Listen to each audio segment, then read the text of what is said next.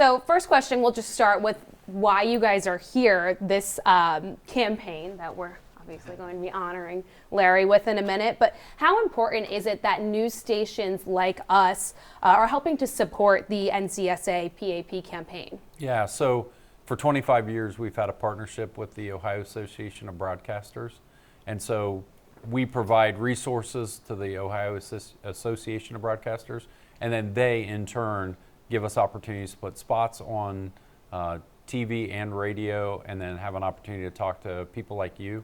And I think the greatest benefit too is when you look at local TV and radio, you have that direct influence and impact on our local communities, and it makes a huge difference. So I think we have a shared goal in taking care of our communities. And we often hear about the National Guard, but sometimes people who aren't super familiar with it don't know exactly what you guys do. So tell me a little bit about your missions on the day-to-day. Yeah, absolutely. So first I would say, if we're walking around on the street, people don't understand or differentiate the active component from the reserve component or the National Guard. And so what we do is we're very unique. We have a dual mission. We have a federal and state mission.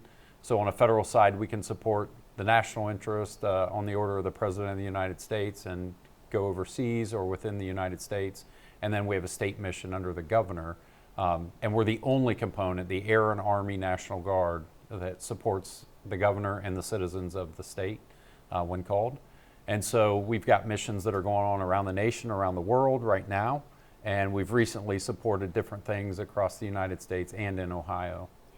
And you're looking for people, you're in charge of recruitment. So tell me what kind of people you guys are looking for to join the Ohio National Guard. So we're looking for anyone who actually wants to serve in the military. We go to schools, the local area, community. We're looking for anywhere between the ages of 17 to 35. Those who want to either get their education, trade, serve their community. It's only 1 weekend in a month, 2 weeks out the summer. And what kind of qualities do you say would make the best recruit? Qualities, drive, determination, someone who's wanting to make a difference about their community, someone who wants to become better, someone who wants to get, education, drive, that why is what we're looking for. Yeah. And Cadet Lily, how long have you been a part of the National Guard? I've been a part of the National Guard for almost a year. I enlisted last year, December 15th. Why? Kind of what he said. I joined because I wanted to have that sense of purpose. I wanted to serve my country in some type of way because I felt it was the right thing to do. And thus far, what has been your favorite or most memorable experience?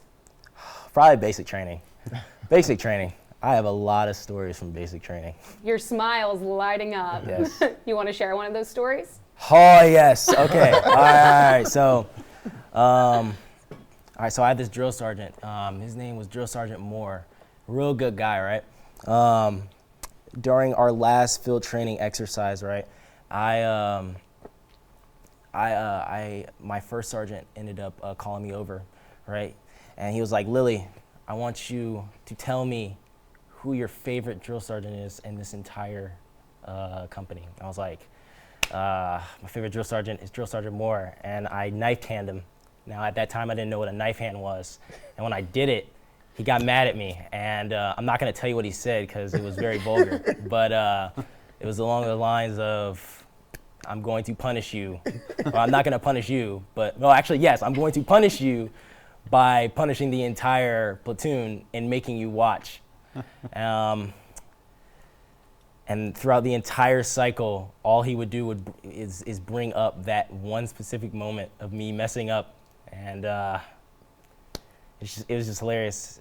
He hasn't punished me yet, but but hey, we're good. There's still time. Still time though. Long career. Yeah. And I mean, I assume in this year and a half, you've already started to create a family within the National Guard, just based off that smile. That's like one of the things I really like about being in the National Guard is just the people.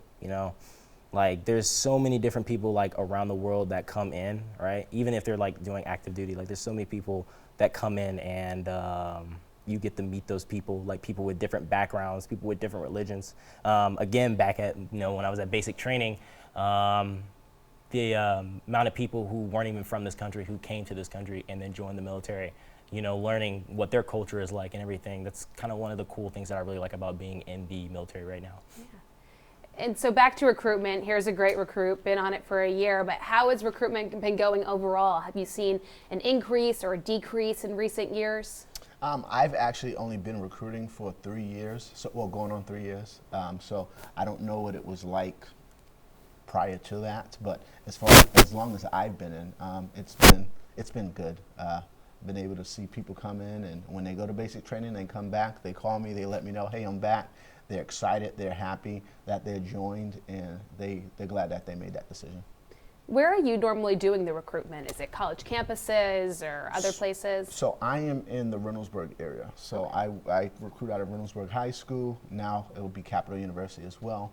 But that's the local high schools is where I have in Columbus, yeah. And so back to the missions that you guys were discussing. How often are you guys going on missions here in Central Ohio or across the country or the world?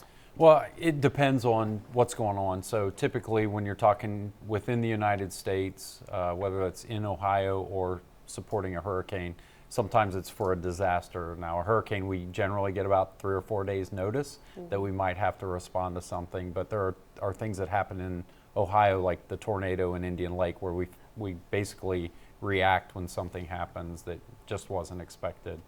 So it can differ. When it's an overseas mission, usually we have about 18 months notice that someone's going to deploy. We know what unit and we know where they're going, and then it's just training and preparing to make sure that they're ready to go when called.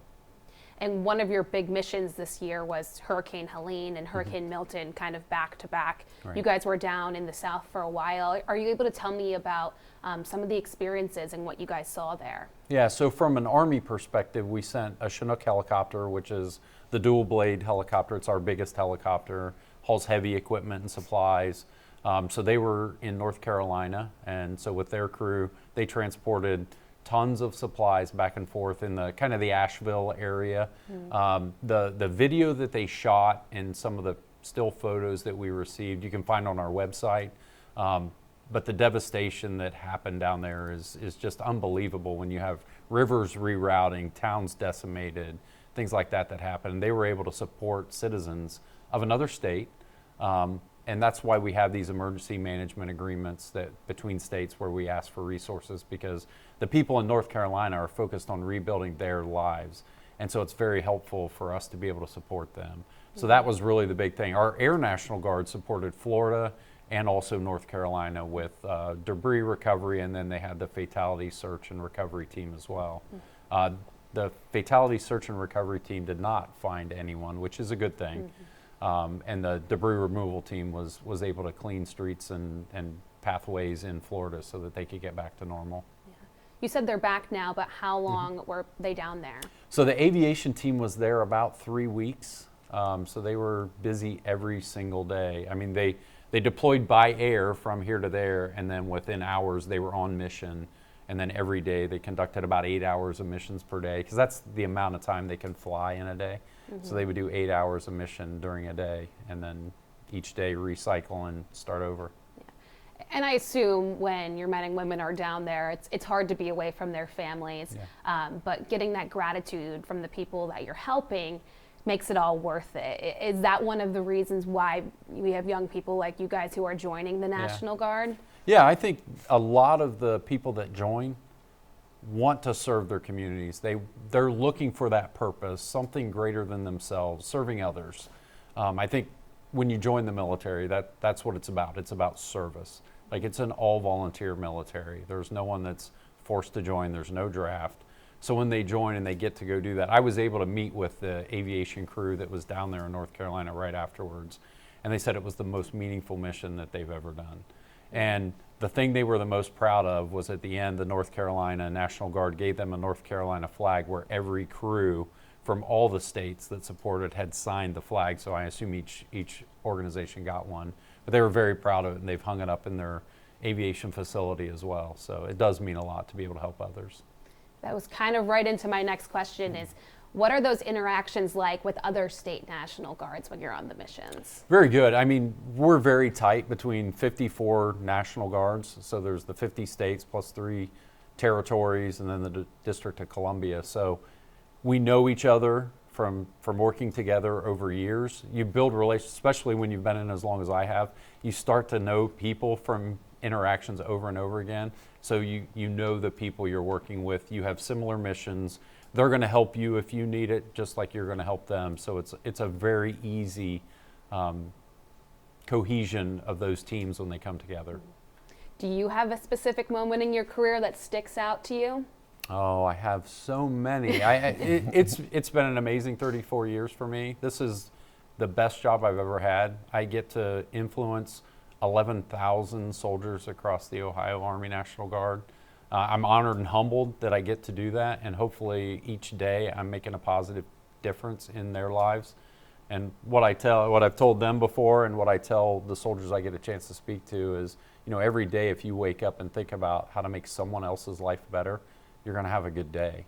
And if I can carry that through 11,000 soldiers, and that's how they wake up and start their day, I think we're going to have a great National Guard. Yeah. And if somebody's watching this, they're kind of on the fence. Oh, I might want to join, I might not. I can have you all answer this, but what would be your pitch to get them to join? Honestly, I would just ask them, what is your drive? Like I mentioned before, what is your drive? What do you want to do? If you have questions, concerns, issues that you may be afraid, sit down, come to the office and talk to us, and we can answer any question that we may have for you. There's a lot of benefits that we have to offer. Does anyone else want to answer that? Just to kind of piggyback off of what he said about benefits, if you are thinking about going to, college, then if you join the National Guard, you can take advantage of the free tuition assistance with that, which is something that I've used. Yeah. I would say if you want to make a difference, if you want to be a part of a family, part of a team, if you want to achieve your greatest aspirations, come join our team and we'll help you get to whatever that is. Is there anything else you guys would like to add or anything that I missed? One thing I would like to add is we have a path to citizenship, and he talked briefly about it. So in the National Guard, if you're in Ohio and you're a legal citizen or resident of Ohio, there is a path to citizenship that by joining the National Guard, there's a process to get your citizenship in a pretty expeditious manner. Yes, that is true. And also, if you're interested, you can call 1-800-GO-GUARD or nationalguard.com, or actually you can go to 2040 Bryce Road. That's my location, and I can help you to join the National Guard. Yeah. Awesome. Well, thank you all so much for talking with me. I appreciate it. Thank you. Thank you. Thank you. Perfect.